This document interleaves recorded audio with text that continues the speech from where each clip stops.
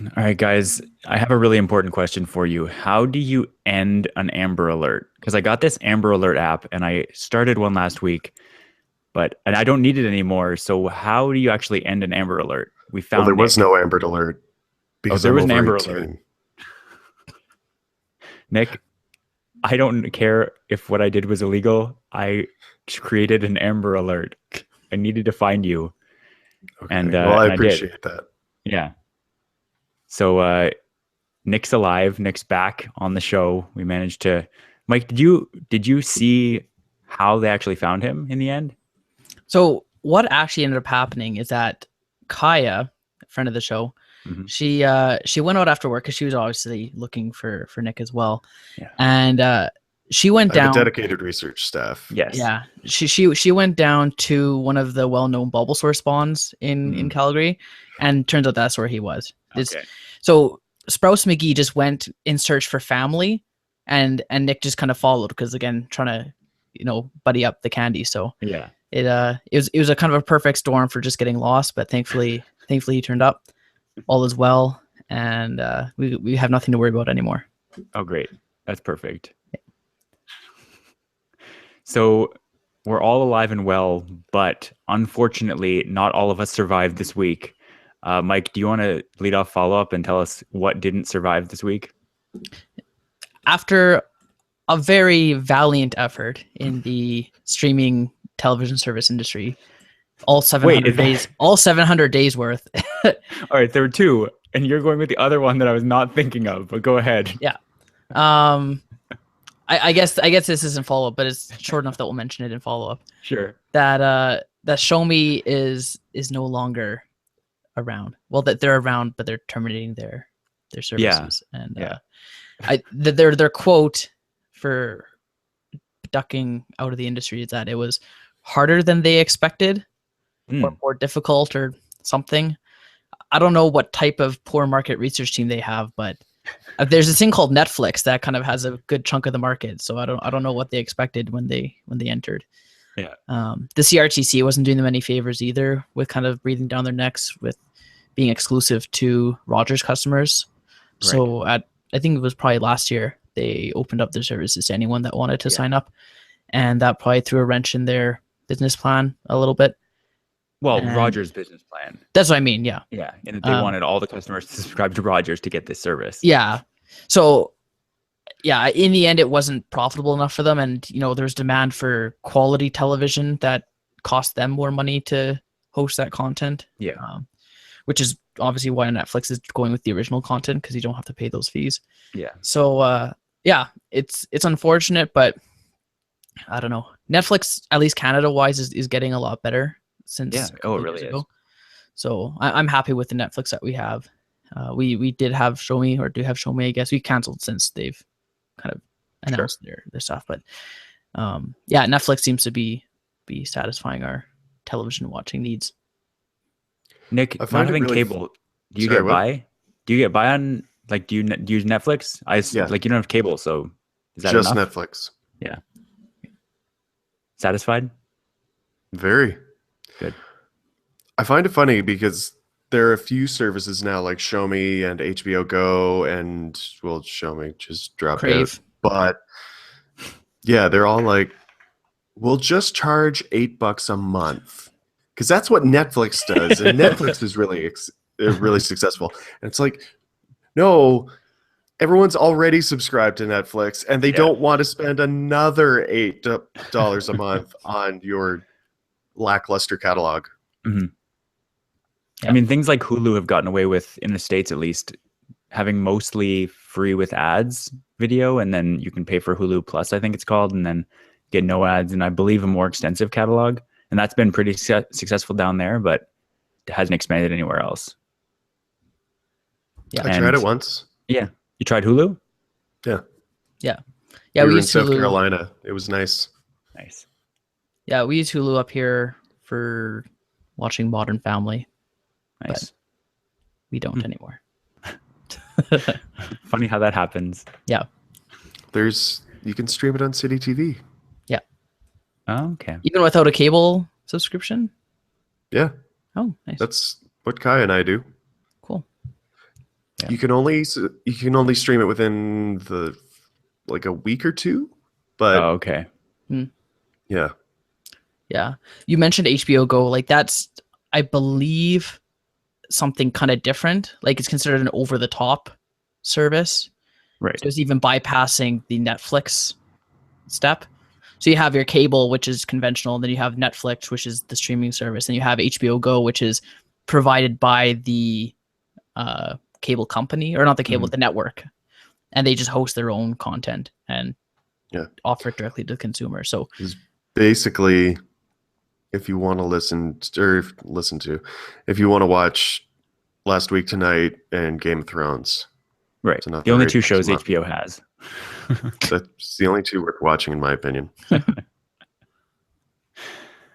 So, Mike, how about now we discuss? I mean, I don't actually care because this story it happened this week, but it's not really relevant You would anymore. care if this was an Apple story, Rob. it'd Well, be bigger if I news if it was an Apple story. Well, yeah, company in the this world would be shutting like down. catastrophic if it was an Apple story. Yeah. This is a tragic Canadiana story, really. Yeah. So BlackBerry has officially announced they're not making hardware anymore. Right. Like a It's hoser. To me, it's a long time coming. I think none of us are surprised, but their announcement was a little ambiguous, kind of. Like they say internal hardware development. Right. Now, I don't know if that means you'll have BlackBerry branded phones made by other companies, because that's technically still a possibility. Or if they're just going to stick with the Android hardware with BlackBerry software type thing. What is Android hardware? Fine, non-Apple, okay, fine, non-Apple hardware. Let's go with that. Right. Yeah, I don't know. I don't know what's going to happen with this. It's a weird little pigeonhole they've gotten themselves into. Apparently, they've made quite a good amount of revenue just from their software and security server side. So I guess if that's where the money is, then it makes sense to stick with that. My boss just upgraded his BlackBerry to the BlackBerry Classic, so he's happy with his BlackBerry hardware. And I'm sure millions of other people around the world are too, but they're not getting any new consumers. It's existing BlackBerry or previous BlackBerry users that are sticking with the hardware. Yeah, it really seems that way. So it's unfortunate. I was intrigued by the Priv. Academically or actually? A bit of both. Okay. Only because it ran Android. Yeah. Like for a while I was considering a Windows phone just because again it's interesting, but that would suck for apps. No one makes Windows apps. You wouldn't be playing Pokemon. No, exactly. That's what kind of life is that, right? Would you even call it a life at all? No, I really wouldn't. But aside from that, that's where BlackBerry is at now, and we'll see. Interesting strategy, Cotton. We'll see how it plays out for them. As they say. So on the note of Pokemon, I want to say that I'm probably going to be a little tired.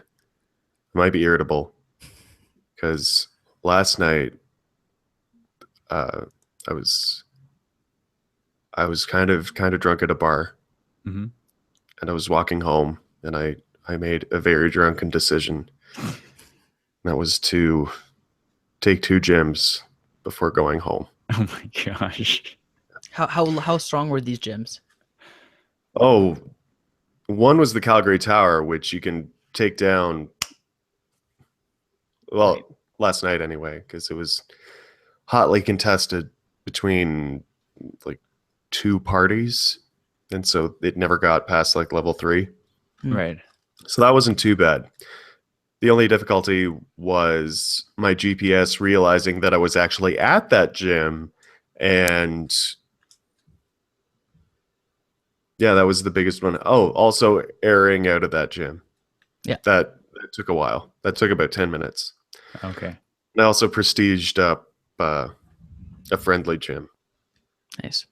Yeah. The bow's really hard to stay in as well, if you ever tried to take Oh, that. God. The bow is terrible. What was it?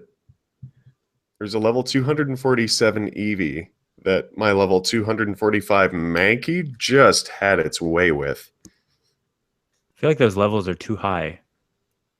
What? Uh, Why? Too Don't high. they match with what we are? Like, What? if you're level 25, they're level 25. He means CP. He doesn't mean Sorry. level. Oh, okay. CP Okay. 245. You Thanks, understand Rob. my confusion then. Oh, so very much. I understood your feigned Not confusion. being Yes. pedantic at all. That was not feigned. I thought that it was like a decimal thing that I had been misunderstanding. That Like there was like 24.5. there were like 10 levels inside of Pokemon that we didn't have access to. Sorry, like, Rob. I'm sorry to have used the 24.5. word level instead of CP or combat points. Fine. It's don't know really what I was fine. thinking. Actually, I wasn't thinking, and that's the problem. I'm so sorry. It's okay. Even more so, Yeah. I'm sorry. It's quite all right. Rob, I have a question for you. Yeah. What would motivate you to jump ship from Apple? What, like something that they did? Or No, something that someone else did. something compelling enough that someone else had done. Elon If Musk I comes could- out with a phone. Maybe. If the phone had autopilot, I would definitely jump ship to that. That's actually probably the perfect scenario. That's probably the only scenario that I could imagine Rob leaving. I don't know if you guys watched. That was perfect. Listen to the last Tello Internet, the beginning of it, but it's a relevant topic of conversation. I haven't listened to that yet. Anyways, I think that every Android phone I've tried so far doesn't have 60 frame per second responsiveness on the touch screen. Like Android's drivers just aren't fluid enough. I don't know what it is that if they don't prioritize, or if like they're not able to prioritize touch input, but it's just so smooth on iOS. And I've never used an Android device or a Windows device or any kind of other phone that comes close to matching it. Right. And the ecosystem is really good. Like if I went on Android, I'd probably only lose out on a couple of apps, and they probably wouldn't even be like, they'd be replaceable. Right. But the hardware is just so polished. Literally. I really feel like iOS 1 or maybe 2, like the first couple generations of phones, would still, if you had that old hardware on the old software, would be more fluid than modern Android is. Like even with Project Butter a few years ago, I really feel like that's the biggest difference for me. That it would be so hard to go back to that. It would be like if you had to go back, if you'd been watching 60 frame per second video for like a couple of years and you had to go back to 24 frames a second or 30 frames a second, you would just notice the lagginess or jitteriness of the screen, and it would be impossible to go back. Right. It's the tricky thing with saying Android is this or Android is that, is that that's kind of meaningless if you're not mentioning a specific phone. Right. So and I know that you know that, but it's hard when you're talking about Android versus Apple when there's so much variation in quality of Android phone. Because if you just compare flagships, I think you're at a better starting point. But unless you've tried flagships, then you can't really have that to compare, right? So I know what you're saying, and I'd argue that almost at least every Android phone I've tried has started out a beautiful experience, but it quickly gets not great. It's usable still, but it's not great. It's not that ideal that you started off with. But since I've had my iPhone 5, like it's never been laggy. Right. Like you were describing. Yeah. As far as the benchmarks, like, or the specs, like 60 frames per second video, I don't know what specific Android phones out there have it. I'd imagine the S7s and the Note 7s and, the newer phones do have that. But, you're paying the same amount as an Apple device. And at that point, a lot of people would just go for the Apple device anyway, if they're going to pay that much. Or they would just obviously go for the Samsung device if they're anti-Apple. If they're spending that money. You have to be anti-Apple. You just have to enjoy using Android more than Apple. Yeah, that's fair. So I really find that the people, like I had a conversation with someone at a party on Friday. He used a Galaxy, I think it was S7. And he was talking about, I forget if he said something like, I don't like Apple or something. and so I was like, oh, I really like Apple. And it's like, oh yeah, I was using my expandable storage and my just whatever. Just listed a bunch of stuff. Yeah, right. Yeah. Stuff, and like it's the party line of Android users. I'm like, I've never wanted expandable storage on my, like, I've wanted more storage, but I've never wanted the storage to be expandable on my smartphone. Right. You have to pay for more storage, and yes, they like both. All hardware manufacturers charge a premium for more space. Apple tends to charge a fairly hefty premium on their space. It just actually went down by half. Now, when you say fairly, do you mean fair in the literal sense? I mean fair in that it goes up with their very top of the industry profit margins. So they aim for about a 40% profit margin on devices to reinvest in R&D. That seriously, God. And it's still like, I know that, and I still totally buy into it because it has given them so much. Like, they have this huge cash pile, and they're able to invest more and more money in R&D every year. And so when you end up paying to jump from, say, 64 to 128 gigabytes of memory, or not memory, but storage space, you're paying not just the added cost of that amount of that size of that chip, you're actually paying that plus 40% more, because you have to factor that new profit margin in. I still don't buy that the cost can jump that dramatically for the storage space levels, even with a 40% profit margin. It's all economics, though. Like, they're running numbers on how many people will buy a specific tier and how much money they're losing and gaining by pricing it a certain way. Right. Like, you might have 50% less people buying the 120 gigabyte, but if you're charging however much money, that you're still making money, even if you're losing some that aren't buying it, then they're fine pricing it that way. Yeah. Right. And they want to aim for premium. Right. They're not trying to sell cheap things with high profit. They're trying to sell expensive things with high profit. And a lot of people aren't willing to pay $800 or $900 or $1,000 or $1,300. Like, the not even top of the line, the biggest, the iPhone 7 Plus right now, if you get 128 gigs of storage, is like $1,300 with tax and everything in Canada. It's not nearly that much in the States, but that's just the nature of currency.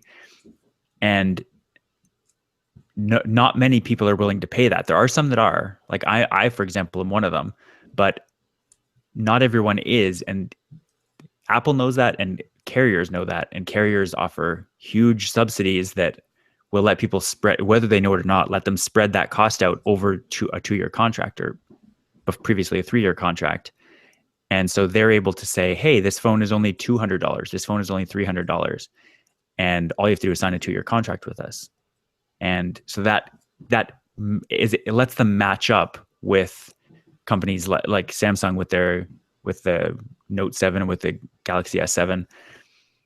It lets them price competitively, but it also kind of lets them price competitively with the Nexuses of old and the OnePluses, where, like, OnePlus doesn't show up in your carrier store with the subsidy. You buy it outright, and it's $300 or $400. Whereas, and that is competing directly with subsidized devices from Apple and Samsung. Right. And that's where that comes from. Like, that's why those companies operate in the way that they do. Like, Samsung, their profit margins on the majority of the phones they sell aren't high, but their profit margins on the S7 and the Note 7, like their flagship devices, probably are about that high. It's just they're sold in a lot smaller numbers than all the phones. Samsung sells a bunch of $100 or $200 phones that are razor thin margins. Yeah, and those if you're looking on if you're looking on a global scale, I'd agree. North America wise, they're still selling the flagships way more than any of the others. Maybe, but there are a lot of lower end Samsung devices. But not that they sell at a majority rate. Like, what do you mean majority rate? Like the S line and the Note are still they'd still sell 50% plus of their phones in North America in those two models. Maybe. Like the Samsung Prime A6, like that's just to make up a phone. Yeah. Like that probably is the real name of that phone. probably is a phone. Guys, I'm thinking of upgrading to the Prime A6. What do you think? It sounds like it's got a really good GPS, and I really want it for playing Pokemon Go. What do we It's got a think? really good GPS in it. Really good. Oh man, The best and GPS. I hear the storage is just phenomenal. Like that one, you're selling to the person who wants a smartphone to run Facebook and email, and that's it, and that's fine. That works for those people. But the people who want something with a little more power, like they're going to go with the others. And North America, with the data plans that we have, are generally looking for the premium devices. Yeah. Within their price range. Mm-hmm. And again, that's where the subsidies come in. Right. So yeah, to summarize that, Apple has now given people the ability to get a cheap phone. The phone that I have right now, the iPhone SE, was only quote unquote like $650. My God. Should buy 5 at those prices. I should. It's a lot cheaper than it's probably half the cost of the iPhone 7 Plus. But it's hard to put in because it's priced in Apple land as a low cost device, but compare by almost any other metric, it's still very expensive. Do we really think this is compelling listening at the moment? I do. Someone just joined. We have one that viewer. Poor person. If you're listening to this right now, I'm so sorry. Rob has gone on for I think 10 minutes now discussing the price point of Apple. I think it's interesting. No, it's just reductive. It's like, yeah, a company wants X profit margin. This is how they will accomplish that. Now you're just discussing minutia. I guess. I don't think I ever said that though. Nick, do you want to move on? Because I'm fine moving on. I desperately want to move on. Do you want to tell everyone how you were right a couple weeks ago? I might have been right. I suspect I'm right. Okay. Came across a headline this week that said, let me just pull it up so I'm sure I've got it here. Solar power costs down 25% in 5 months. Quote, there's no reason why the cost of solar will ever increase again. And if we'll recall from a few weeks ago, I said there was a beautiful article published by the Globe and Mail, originally by Bloomberg. Shout out to both. That there was a glut of solar. We did talk about it. I knew we talked about this before. Okay. I told you we talked about it. No, I was that trying to remember. The point. I was trying to remember the story that it was, and it's in follow up. Oh yeah.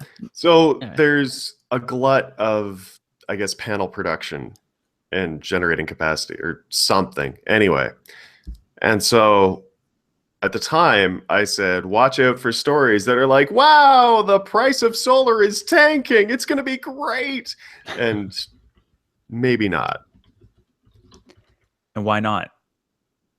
Because I was so excited. These are all economic forces. Okay. I could go on for 10 minutes with example by example of how this might happen, but I don't think that's compelling listening. Fair enough. I would be interested, but that's fine. I bet you would. Would you like to take us through it, Rob? Maybe I should become an economist. So I think that a bunch of people in China were buying a lot of solar. No, I was wrong. I was wrong, Nick. Price was really high, and then China stopped buying as many. So then they have all these solar panels, and they're making all these solar panels, and then like, please cut me off at any time because I'm bored doing this. But yeah, so there's one guy quoted in here saying, "Yeah, well, we've been putting a lot of money into bringing the costs down, and we're really convinced that the price isn't going to go up." And it's like, isn't it? Mm-hmm. Isn't it really? I don't know. We'll have to see.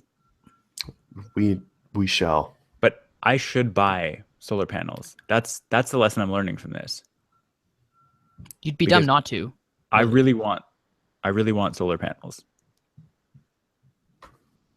You can do it. Mm-hmm. I want my energy. I want my renewable energy, quote unquote, to actually be renewable. When I get my electric car, I want it to be powered by the sun and not by coal. Technically, you're gonna have to buy a lot of panels. I want to buy a lot of panels. Rob, and a couple power walls. Yeah. Rob, I'm sorry to burst your bubble, but solar is not renewable. Solar is, by our timescales, absolutely renewable. But it's not though. if we're being pedantic here. All right. Well, you definitely are. Let's be pedantic then. I think what you need to say is that it's a sustainable energy source. I don't think it is. By that same logic, I don't think it's sustainable. Well, in the industry, they call nuclear sustainable, so I think it's sustainable. Because it's essentially nuclear. Really? Yeah, basically. It's the fusion reactor we've all been trying for. It's literally nuclear. Oh my gosh, this has completely gone off the rails. Oh man, I don't even know. Did we set an off the rails time record yet? No, I don't think so. I think we've done. Dana.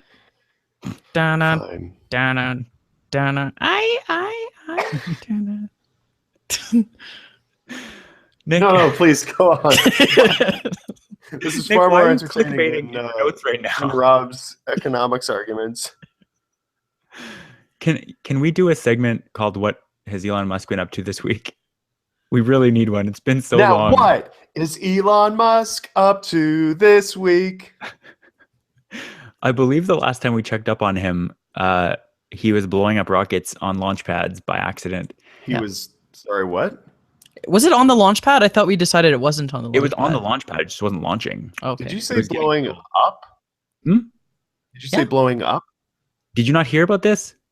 No, I'm confused as to whether you said blowing or blowing up. Blowing up. Okay. That's much less hilarious in my mind. I understand your yeah, all right. Yeah, it blew up on the launch pad, but they were fueling the rocket for a static fire test. Okay. Prior to launch. We did talk about that. And now they have, I want to say they've shifted gears, but I don't think the Tesla has a gear shifter, and I don't think they really shifted gears. What? Why wouldn't Tesla have a gear shifter? It's a car. That's what I'm saying. It's a metaphor, but it doesn't work in the case of electric cars because they don't have.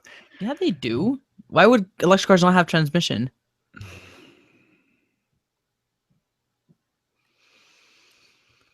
My God, that got quiet. Just go on. So, Elon's done a lot of things this week.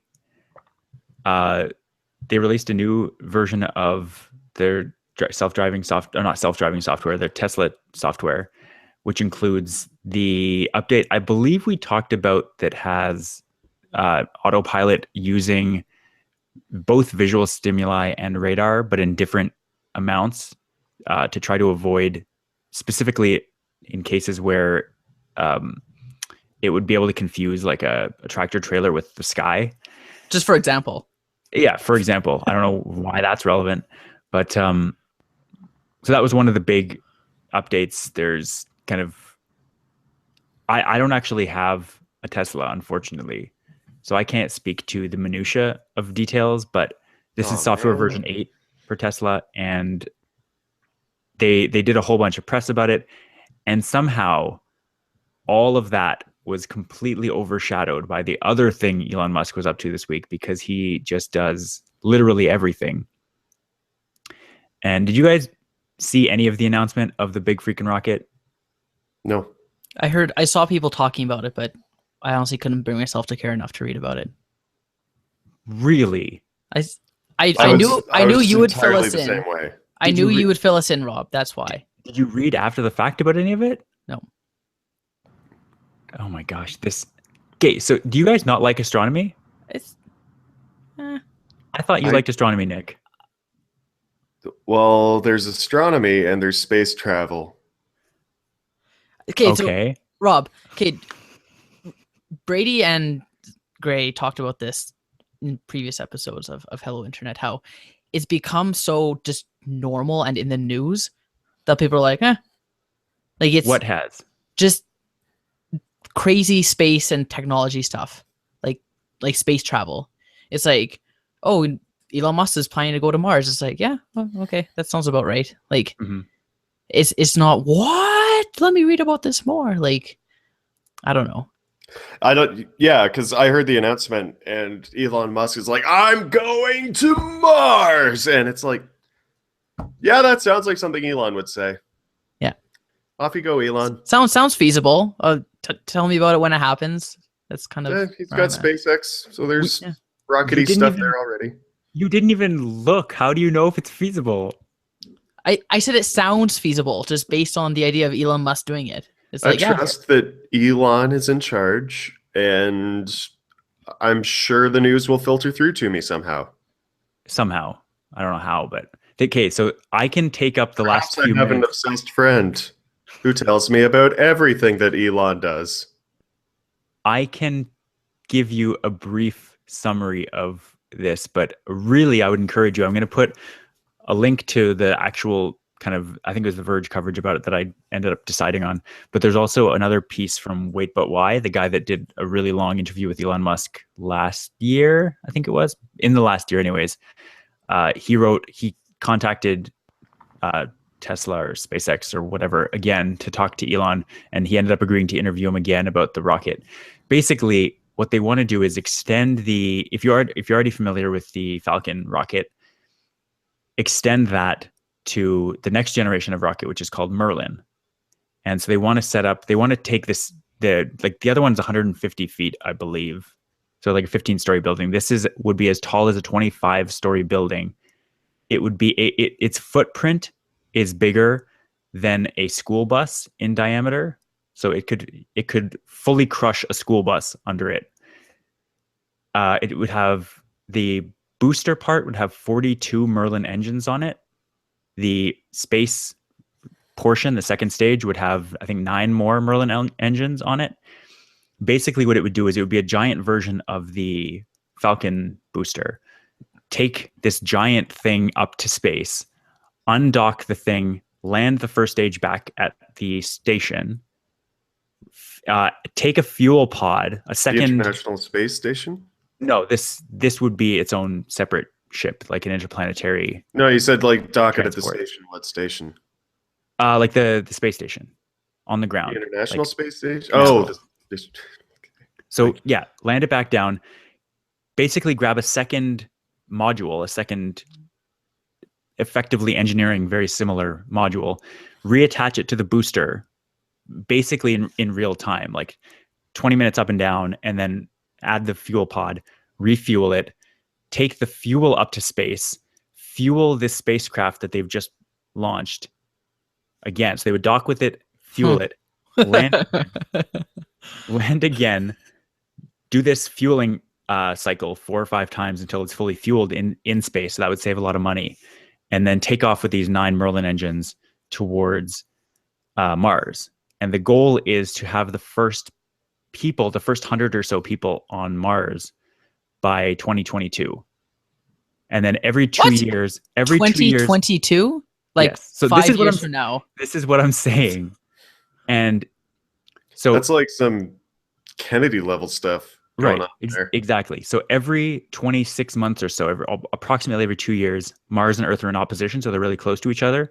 And the plan would be to have, in 2024 or so, at the next opposition, to have that first rocket come back and send another one.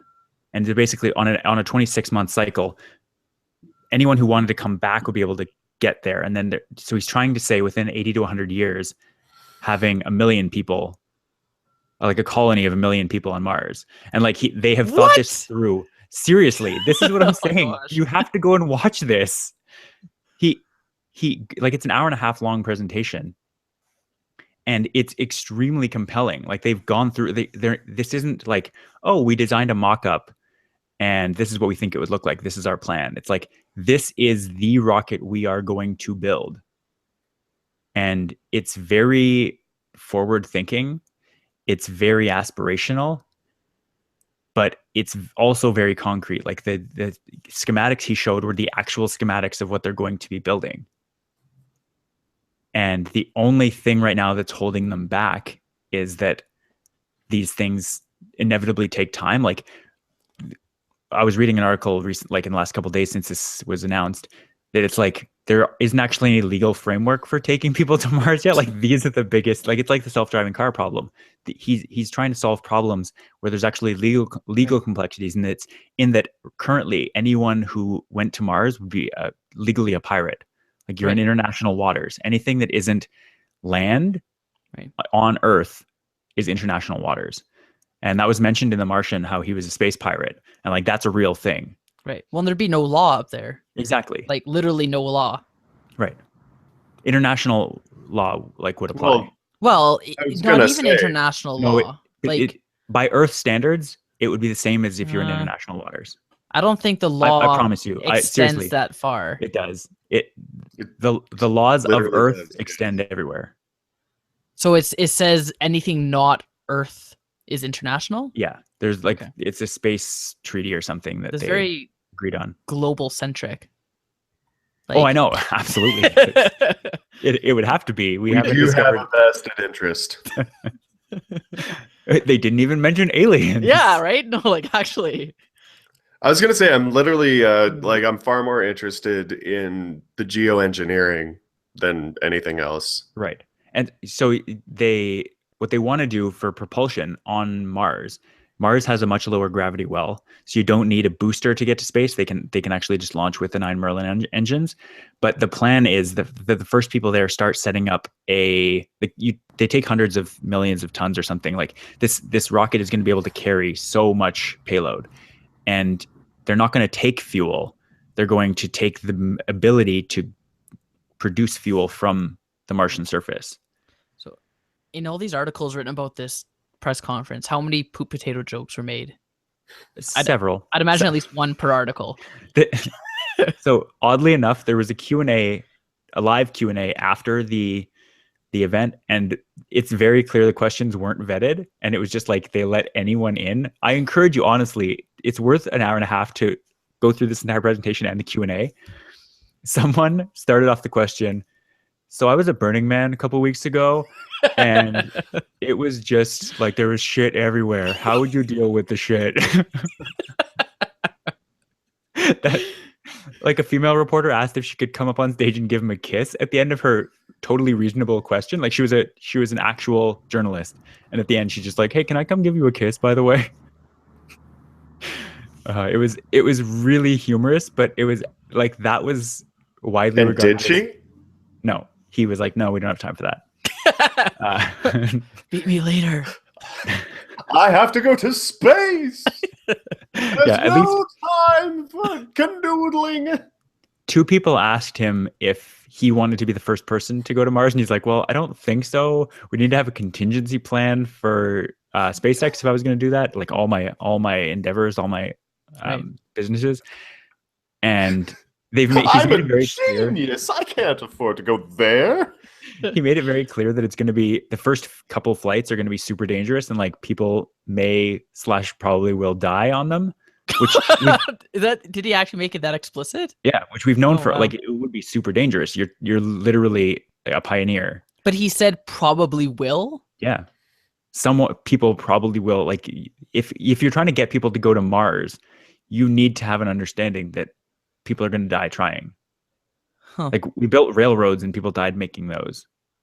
If you're a pioneer, the same, but kind of the same. It's not really, but okay. But so the goal is to have as I mentioned, every 26 months to have people going and people having the ability to come back. That's one of the things that's like, will placate people to be like, this is not necessarily a one-way trip. We have plans to be able to have you come back if you don't die. Right. And hopefully it won't be a catastrophic failure where everyone will die. Hopefully, if someone dies, it will be like dysentery or something. But that's an Oregon Trail joke. Anyways, wow, that did not land at all. I'm very disappointed in you guys. I didn't play Oregon Trail. Me neither. You've never. No. Okay, that's You've never unfortunate. played Cross Country Canada, Rob. I've You heard could park it. Did anyone die of dysentery in cross country Canada?